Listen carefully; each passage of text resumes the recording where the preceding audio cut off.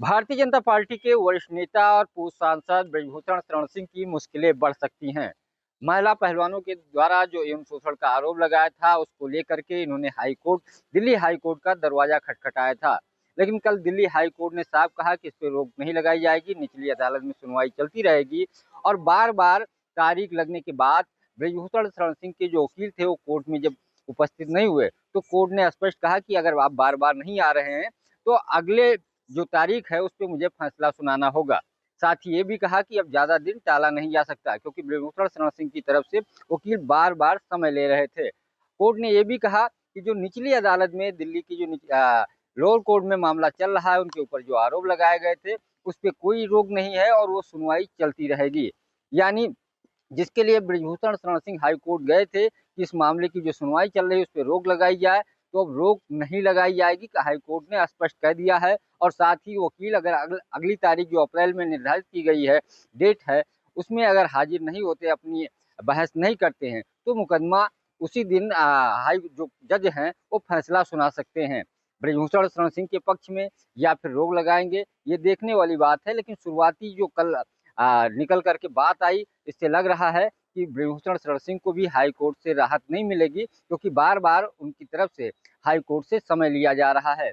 दूसरी तरफ अब कोर्ट के जो हाई कोर्ट ने कहा है कि निचली अदालत में सुनवाई चलती रहेगी, देखना ये होगा कि निचली अदालत का फैसला कब आता है।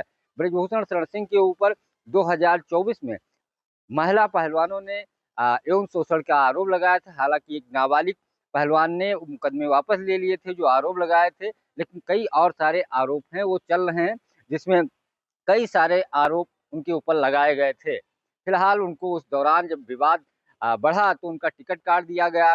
कैसरगंज लोकसभा सीट से उनके बेटे करण भूषण शरण सिंह को टिकट दिया गया, उनका टिकट काटा गया। साथ ही लगातार इसको लेकर के देश भर में प्रदर्शन हो रहे थे। फिलहाल बीजेपी उस समय तो टिकट काट के उनके बेटे को दे दिए, लेकिन अब ब्रजभूषण शरण सिंह बार बार संकेत दे रहे हैं कि आने वाला चुनाव ब्रजभूषण शरण सिंह लड़ेंगे। और जो उनके खिलाफ साजिश की गई थी, जो रोका गया था कि लोकसभा सदस्य न चुने, वो एक साजिश थी और आने वाले समय में उनको मुंहतोड़ जवाब दिया जाएगा और फिर मैं फिर से संसद जाऊंगा। साथ ही वो खास तौर पे गोंडा के जो सांसद हैं, केंद्रीय मंत्री कीर्तिवर्धन पे भी निशाना साध रहे हैं, साजिश उन्हीं की तरफ इशारा कर रहे हैं।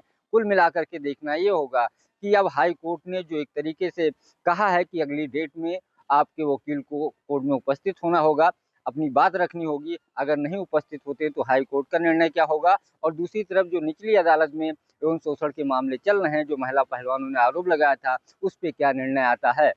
पंकज चतुर्वेदी, TV9, लखनऊ।